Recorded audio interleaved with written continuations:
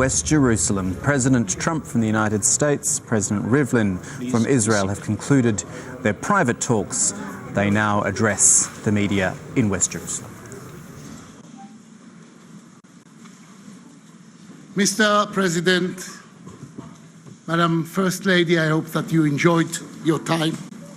I appreciate the opportunity to learn about your thoughts and visions. I believe that the unbreakable bond between us, along with your determination, will open up new possibilities for the state of Israel and the entire region.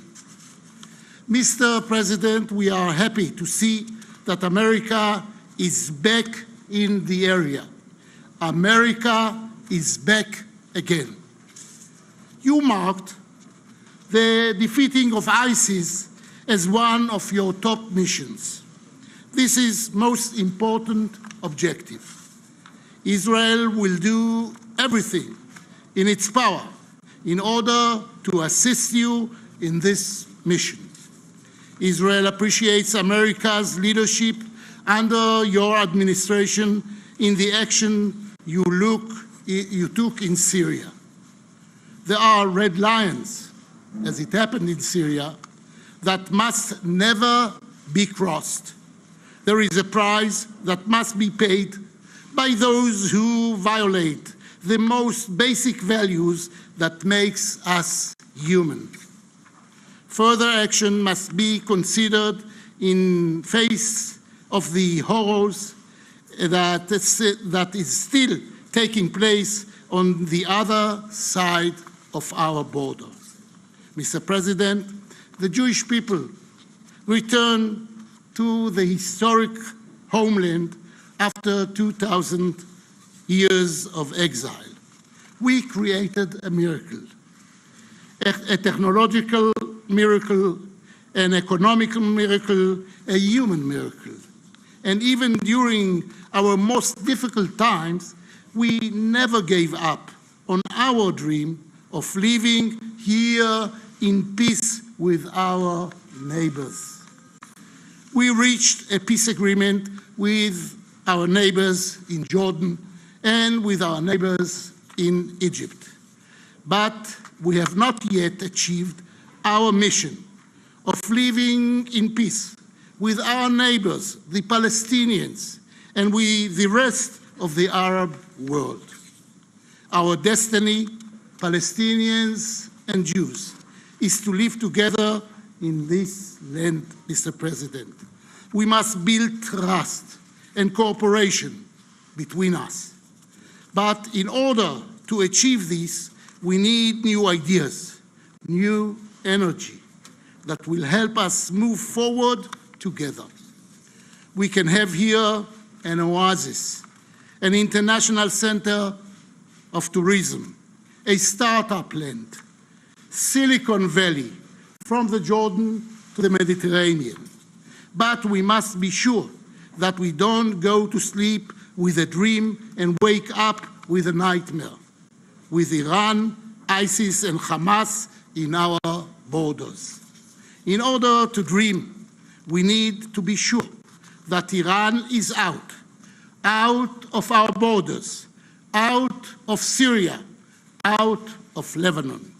I welcome you, and I welcome your willingness to help us move forward. We want to move forward. Mr. President, we want to move forward, and we must do it together with America. Thank you. Thank you. Thank you very much. And shalom. I'm honored to be in the great state of Israel, the homeland of the Jewish people. I am awed by the beauty and majesty of this sacred and very holy land. President Rivlin, Mrs. Rivlin, thank you so much. Thank you.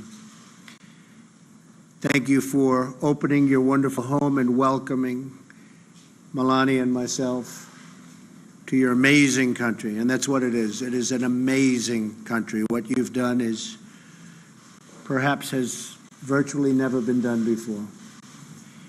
On my first trip overseas, I've come to this ancient land to reaffirm the enduring friendship between the United States and the State of Israel. And it will always be enduring. And that's number one to me. We're not only longtime friends, we are great allies and partners. We stand together always. This moment in history calls for us to strengthen our cooperation as both Israel and America face common threats from ISIS and other terrorist groups to countries like Iran that sponsor terrorism and fund and foment terrible violence, not only here, but all over the world. Together we can work to end the scourge of violence that has taken so many lives here in Israel and around the world. Most importantly, the United States and Israel can declare with one voice that Iran must never be allowed to possess a nuclear weapon, never, ever, and must cease its deadly funding, training, and equipping of terrorists and militias. And it must cease immediately. On those issues, there is a strong consensus among the nations of the world, including many in the Muslim world. I was deeply encouraged by my conversations with Muslim world leaders in Saudi Arabia, including King Salman, who I spoke to at great length. King Salman feels very strongly, and I can tell you would love to see peace between Israel and the Palestinians. Many expressed their resolve to help end terrorism and the spread of radicalization. Many Muslim nations have already taken steps to begin following through on this commitment. There is a growing realization among your Arab neighbors that they have common cause with you in the threat posed by Iran, and it is indeed a threat. There's no question about that. I thank both you and Prime Minister Netanyahu for your commitment to achieving peace between the Israelis and the Palestinians. I also look forward to discussing the peace process with Palestinian President Abbas. Young Israeli and Palestinian children deserve to grow up in safety and to follow their dreams free from the violence that has destroyed so many lives. The United States and Israel can also bring safety and greater prosperity to our people through stronger ties of trade and commerce. Already, our two countries do a great deal of business together.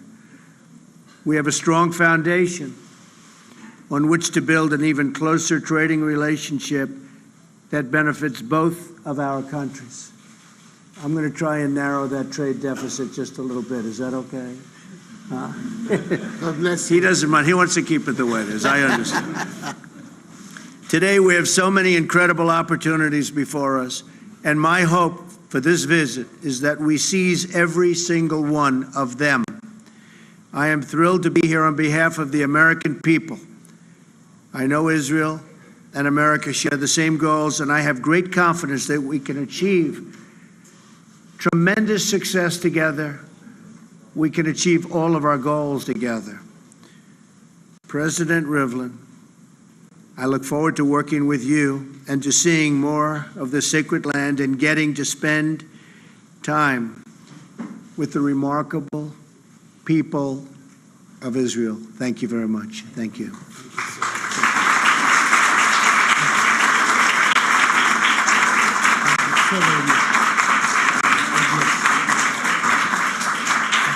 Thank you. Please stand. We've just been listening to the Israeli President Rivlin, the US President Trump making joint statements in West Jerusalem. They both spoke about the US and Israel standing together and how Israel needs to work alongside the Palestinians so they can bring peace to the area between the Israelis and the Palestinians. They were both pretty specific about dealing with the big enemy there. Iran. Donald Trump saying that Iran must never be allowed to have nuclear weapons and to end its relationship with terrorists and militias. And Rivlin saying the same thing. Iran, ISIS and Hamas, they don't want them on their borders anymore, that Iran is out of their borders and out of Syria because they all want to move forward as those two walk out of the office there. Let's go over to our correspondents covering Trump's visit. We have Harry Fawcett in West Jerusalem. Hoda Abdulhamid is in Bethlehem. Our Washington editor James Bays is also in West Jerusalem.